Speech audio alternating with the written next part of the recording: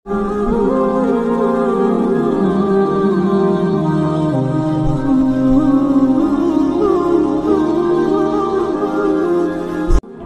Number 54 ہے، آیت number 6 مکمل ہوئی تھی، 7 نمبر آیت سے ہمارا سبق شروع ہو رہا ہے۔ اعوذ باللہ من الشیطان الرجیم، بسم اللہ الرحمن الرحیم،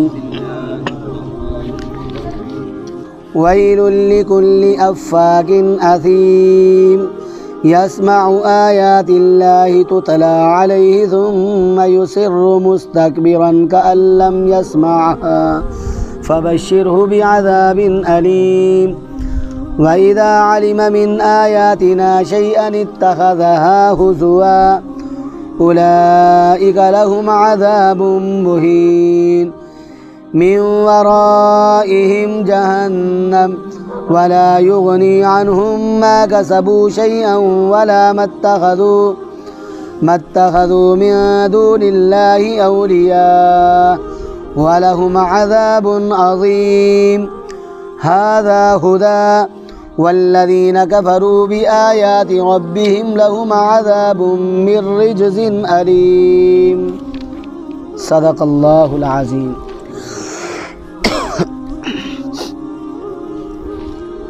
کل جو سبق ہم نے پڑھا تھا اس سبق میں اللہ تبارک و تعالی نے اپنی قدرت کے دلائل کو بیان فرمایا۔ اللہ نے ارشاد فرمایا کہ بے شک آسمان اور زمین کی پیدائش میں اور اے انسان تیری اپنی تخلیق میں، رات اور دن کے مختلف ہونے میں، اور آسمان سے بارش برسانا اور ہواؤں کے رخ کو پھیرنا، یہ ساری کی ساری اللہ تبارک و تعالی نے ارشاد فرمایا نشانیاں ہیں ایسی قوم کے لیے جو عقل رکھتی ہیں۔ حضور نبی اکرم صلی اللہ علیہ وآلہ وسلم مشرکین مکہ کو دین حق کی دعوت دیتے، قرآن پاک کی آیات کی تلاوت ان کے سامنے کرتے تو وہ لوگ اتنے بدبخت تھے کہ اپنے کانوں سے قرآن پاک کی آیات کو سنتے بھی تھے لیکن جھٹلاتے تھے، ضد میں بڑے رہتے تھے، یہاں تک کہ حضور نبی اکرم صلی اللہ علیہ وآلہ وسلم کے بارے میں وہ طرح طرح کے الفاظ نعوذ باللہ کہتے۔ آپ کو نعوذ باللہ ساحر بھی کہتے، کاہن بھی کہتے، مفتری بھی کہتے، نعوذ باللہ دیوانہ اور مجنون بھی کہتے۔ اللہ تبارک و تعالی نے ارشاد فرمایا کہ ایسے لوگ جو انبیاء پر بہتان باندھتے ہیں، ایسے لوگ جو حضور نبی اکرم صلی اللہ علیہ وآلہ وسلم پر بہتان تراشی کرتے ہیں، اللہ نے ارشاد فرمایا ان کے لیے کیا ہے؟ ویل، ہلاکت ہے۔ فرمایا ویل ہلاکت ہے، خرابی ہے، بربادی ہے۔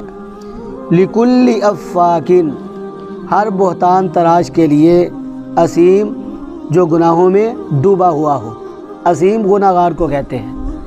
فرمایا کہ ہلاکت ہے، خرابی ہے ہر بہتان تراش کے لیے جو گناہ کے اندر ڈوبا ہوا ہے۔ لیکن حضور نبی اکرم صلی اللہ علیہ وآلہ وسلم مکہ مکرمہ میں پیدا ہوئے، اور آقا علیہ الصلوۃ والسلام نے جب نبوت کا اعلان فرمایا تو جو اچھے صفات کے مالک لوگ تھے انہوں نے حضور نبی اکرم صلی اللہ علیہ وآلہ وسلم کی اس دعوت کو سنا اور ایمان قبول کر لیا۔ اب ان ایمان قبول کرنے والوں میں عورتوں میں سے سب سے پہلے حضرت خدیجہ الکبریٰ رضی اللہ تعالی عنہ آپ صلی اللہ علیہ وآلہ وسلم پر ایمان لائی تھی۔ مردوں میں سیدنا ابو بکر صدیق رضی اللہ تعالیٰ عنہ آپ پر ایمان لائے، اور غلاموں میں سب سے پہلے حضرت زید رضی اللہ تعالی عنہ آپ صلی اللہ علیہ وآلہ وسلم پر ایمان لائے۔ اب ان تینوں کا ایمان لانا یہ حضور نبی اکرم صلی اللہ علیہ وآلہ وسلم کی نبوت اور آپ کی صداقت کی سب سے بڑی دلیل ہے۔ دیکھیں، مرد ہے، مرد کے اندر جو عیب پائے جاتے ہیں، اس کے اندر جو کمزوریاں ہوتی ہیں، وہ سب سے پہلے اس کی بیوی کو ان کے بارے میں علم ہوتا ہے، کیونکہ وہ دن رات اپنے خاوند کے ساتھ رہتی ہے۔ اب بیوی کو اس بات کا علم ہوتا ہے کہ میرے خاوند کے اندر یہ خوبی ہے اور اس کے اندر یہ خامی ہے، تو معاذ اللہ اگر حضرت خدیجہ الکبریٰ رضی اللہ تعالی عنہا حضور نبی اکرم صلی اللہ علیہ وآلہ وسلم کے اندر کوئی خامی دیکھتی تو وہ کیا کہتی؟ میں تو آپ پر ایمان نہیں لاؤں گی کیونکہ میں تو آپ کو جانتی ہوں۔ لیکن حضور نبی اکرم صلی اللہ علیہ وآلہ وسلم تمام عیوب سے پاک تھے، آپ صلی اللہ علیہ وآلہ وسلم معصوم تھے، انبیاء معصوم ہوتے ہیں۔ سیدہ خدیجہ الکبریٰ رضی اللہ تعالیٰ عنہا آپ صلی اللہ علیہ وآلہ وسلم پر عورتوں میں سب سے پہلے ایمان لائیں، اور یہ حضور نبی اکرم صلی اللہ علیہ وآلہ وسلم کی نبوت اور آپ کی صداقت کی بہت بڑی دلیل ہے۔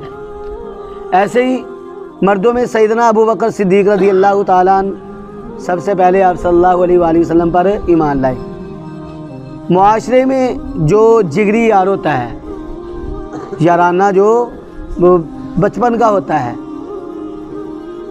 اس یارانے میں ایک دوست اپنے دوست کی ہر خوبی اور خامی کو جانتا ہے۔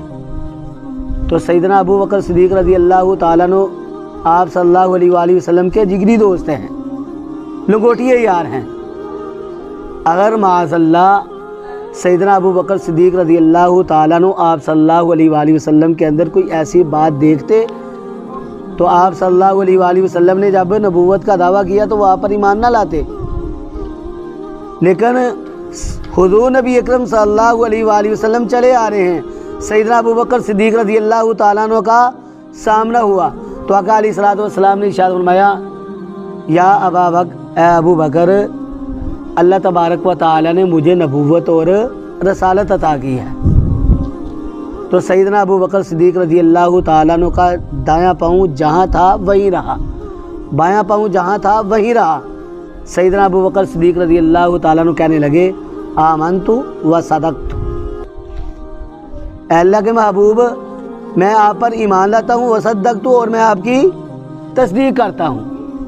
تو سیدنا ابو بکر صدیق رضی اللہ تعالیٰ عنہ کا آپ صلی اللہ علیہ وآلہ وسلم پر ایمان لانا، یہ آپ صلی اللہ علیہ وآلہ وسلم کی نبوت اور صداقت کی بہت بڑی دلیل ہے۔ اسی طرح غلاموں میں حضرت زید بن حارثہ رضی اللہ تعالیٰ عنہ آپ صلی اللہ علیہ وآلہ وسلم پر سب سے پہلے ایمان لائے۔ اور جو غلام ہوتا ہے، جو نوکر ہوتا ہے، وہ اپنے مالک کی ہر خوبی اور ہر خامی کو جانتا ہے۔ سیدنا حضرت زید ابن حارثہ رضی اللہ تعالیٰ عنہ یہ نہیں کہا کہ میں تو آپ کے بارے میں جانتا ہوں آپ کیسے ہیں، بلکہ حضور نبی اکرم صلی اللہ علیہ وآلہ وسلم نے فرمایا کہ اللہ تبارک و تعالیٰ نے مجھے نبوت اور رسالت عطا کی ہے۔ تو حضرت زید بن حارثہ رضی اللہ تعالیٰ عنہ جو کہ حضور نبی اکرم صلی اللہ علیہ وآلہ وسلم کے ساتھ بہت عرصہ رہے، گھر میں بھی اور باہر بھی، سفر میں بھی، حضر میں بھی، آقا علیہ الصلوۃ والسلام کے ساتھ رہتے تھے، سب سے پہلے حضور نبی اکرم صلی اللہ علیہ وآلہ وسلم پر غلاموں میں یہ ایمان لائے۔ اب دیکھیں ان تین حضرات کا آپ صلی اللہ علیہ وآلہ وسلم پر ایمان لانا یہ نبوت و صداقت کی ایک بہت بڑی دلیل ہے۔ یہ تو اچھے صفات کے مالک انسان تھے، اور ان کے علاوہ جن کی صفات اچھی نہیں تھی، جو خوبیوں کے مالک نہیں تھے، جن کے اندر خامیاں ہی خامیاں تھیں، انہوں نے آقا علیہ الصلوۃ والسلام پر بہتان تراشیاں شروع کر دیں۔ تو اللہ تبارک و تعالیٰ نے ارشاد فرمایا کہ ایسے لوگوں کے لیے جو حضور نبی اکرم صلی اللہ علیہ وآلہ وسلم پر بہتان تراشی کرتے ہیں، اللہ نے ارشاد فرمایا وہ کبھی کامیاب نہیں ہو سکتے۔ ویل، ان کے لیے ہلاکت ہی ہلاکت ہے، ان کے لیے تباہی ہے، ان کے لیے بربادی ہی بربادی ہے۔ اور یہ بھی مفسرین لکھتے ہیں کہ ویل جہنم کی ایک وادی کا نام ہے۔ ایک جہنمی کو جب جہنم کے اندر پھینکا جائے گا تو 70 سال وہ آگ میں جلتا رہے گا، پھر اس وادی کی تہہ میں پہنچے گا۔ تو ویل ان لوگوں کے لیے ہے جو بہتان تراشیاں کرتے ہیں، جو گناہوں کے اندر ڈوبے ہوئے ہیں۔ اللہ تبارک و تعالیٰ نے ارشاد فرمایا کہ یسمعو، وہ سنتا ہے، آیات اللہ تعالیٰ کی آیات کو، تتلا، جو پڑھی جاتی ہیں، تلاوت کی جاتی ہیں، علیہ، اس پر، یعنی یہ بہتان تراش جو ہے، گناہوں کے اندر جو ڈوبے ہوئے تھے مشرکین مکہ، اللہ فرماتے ہیں ان کے سامنے اللہ کی آیات کی تلاوت کی جاتی ہے، اور وہ اپنے کانوں سے اس تلاوت کو سنتے بھی ہیں، ثم یصروا، پھر وہ اصرار کرتے ہیں، پھر وہ ضد میں بڑھ جاتے ہیں۔ فرمایا مستکبرن، تکبر کرتے ہوئے۔ تکبر کسے کہتے ہیں؟ بطر الحق وغمت الناس، حق کو جھٹلا دینا، اور وغمت الناس، اور لوگوں کو حقیر سمجھنا، یہ تکبر کی علامت ہے۔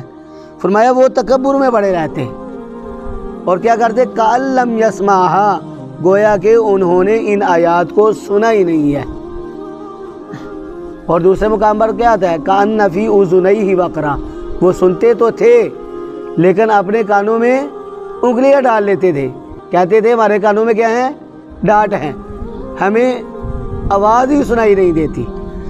اللہ تبارک و تعالی نے ارشاد فرمایا کہ جو ان آیات کو سن کر ان کو جھٹلا دیتا ہے یا سنی انسنی بات کر دیتا ہے، اللہ تبارک و تعالی نے ارشاد فرمایا اے میرے محبوب، پس آپ ان کو خوشخبری دے دیجئے دردناک عذاب کی، فبشرہ، پس آپ خوشخبری سنا دیں ان کو، بعذابٍ، عذاب کی، علیم، دردناک۔ اب دیکھیں یہ بطور استہزاء کے ہے، خوشخبری تو اچھی چیز کی ہوتی ہے، لیکن یہاں پر اللہ تبارک و تعالیٰ کیا فرماتے ہیں؟ آپ ان کو خوشخبری سنا دیں دردناک عذاب کی۔ یہ ان کے ساتھ بطور استہزاء کے اللہ تبارک و تعالیٰ نے فرمایا، کیونکہ یہ اللہ کے کلام کی آیات کو سنتے تھے اور استہزاء میں پڑھتے تھے، مذاق اڑاتے تھے۔ اسی اللہ تبارک و تعالیٰ نے بھی ان کے بارے میں کیا ارشاد فرما دیا؟ اے میرے محبوب، آپ ان کو دردناک عذاب کی خوشخبری سنا دیں۔ وَإِذَا عَلِمَ، اور جب جانتا تھا، من آیاتنا، ہماری آیات میں سے، شیئا، کسی چیز کو، اتخذہا، تو بناتا تھا اس کو، ہزوا، ٹھٹا کیا ہوا، یعنی مذاق اڑاتا تھا۔ جب ان کے سامنے قرآن پاک کی آیات کی تلاوت کی جاتی تو کیا کہتے؟ مذاق اڑاتے۔ کبھی کہتے کہ یہ اللہ کا کلام ہے، اس میں مکھی کا ذکر ہے، کیا یہ اللہ کا کلام ہے؟ اس میں مکری کا ذکر ہے، اللہ خود تو اتنے بڑے ہیں اور اتنی چھوٹی سی چیز کو یہاں پر ذکر کر رہے ہیں، یعنی یہ ٹھٹا کرتے، یہ مذاق اڑاتے۔ اللہ تبارک و تعالیٰ نے ارشاد فرمایا یہی جو مذاق اڑانے والے ہیں، قرآن پاک کی آیات کو جھٹلانے والے اور ضد میں پڑے ہوئے لوگ، فرمایا اولئک، یہی لوگ ہیں، لہم، ان کے لیے، عذاب، عذاب ہے، مہین، رسوا کر دینے والا، ذلیل کر دینے والا۔ ان کے لیے ایسا عذاب اللہ نے رکھا ہے جو ان کو رسوا اور ذلیل کر دے گا۔ آگے اللہ تبارک و تعالی نے ارشاد فرمایا من ورائہم، ورا دو معنوں میں آتا ہے، آگے کے لیے بھی اور پیچھے کے لیے بھی، اور یہاں پر اس سے مراد آگے ہے، کیونکہ جب بندہ وفات پا جاتا ہے تو اس نے آگے کی طرف جانا ہے۔ فرمایا من ورائہم، ان کے آگے، جہنم، جہنم ہے، دوزخ ہے۔ آگے کیا ہے؟ جب اس نے مر جانا ہے تو آگے کیا ہوگا؟ قبر کی زندگی۔ ایسے لوگوں کے لیے قبر میں بھی کیا ہوگا؟ عذاب ہوگا، اور پھر جب آخرت کی زندگی اس کو نصیب ہوگی تو آخرت میں بھی وہ عذاب کے اندر مبتلا رہے گا۔ اللہ نے ارشاد فرمایا من ورائہم، ان کے آگے، جہنم، جہنم ہے، دوزخ ہے، ولا یغنی، اور نہیں کفایت کرے گا، عنہم، ان سے، ما، وہ، کسبو، جو انہوں نے کمایا، شیئن، کچھ بھی، کوئی بھی چیز انہوں نے جو کمائی ہے دنیا کے اندر، مال ہے تو مال ان کو کفایت نہیں کرے گا، اس دن مال ان کے کسی کام نہیں آئے گا، اولاد ہے، اولاد کسی کام نہیں آئے گی، جائیداد ہے، کسی کام نہیں آئے گی۔ اللہ تبارک و تعالیٰ نے ارشاد فرمایا ولا متخذوا، اور نہیں کام آئے گا، ما، جو، اتخذوا، انہوں نے بنا لیا، من دون اللہ، اللہ تعالیٰ کے علاوہ، اولیاء، کارساز، اللہ کے علاوہ جو انہوں نے معبود بنا لیے، کارساز بنا لیے، وہ بھی ان کے کچھ کام نہیں آ سکیں گے۔ حبل کسی کام نہیں آئے گا، لات کسی کام نہیں آئے گا، منات کسی کام نہیں آ سکے گا، اور عزا بھی ان کے کسی کام نہیں آ سکے گا۔ اللہ نے ارشاد فرمایا وَلَهُمْ، اور ان کے لیے، عذاب، عذاب ہے، عظیم، بہت بڑا، عظیم، اللہ तबारक व तआला इरशाद फरमाते हैं उनके लिए बहुत बड़ा अजाब है। हाजा हुदा, ये हदायत है। क्या हदायत है? अल्लाह तबारक व तआला का कलाम, अल्लाह का कुरान जिसको हम पढ़ रहे हैं, अल्लाह तबारक व तआला ने फरमाया कि हाजा हुदा, ये किताब क्या है? हदायत है। पहले बारे में हम पढ़ते हैं ना, अलिफ लाम मीम ज़ालिकल किताबु ला रैब फी हुदल लिल मुत्तकीन, ये किताब है, ला रैब फी, इसमें कोई शक नहीं है।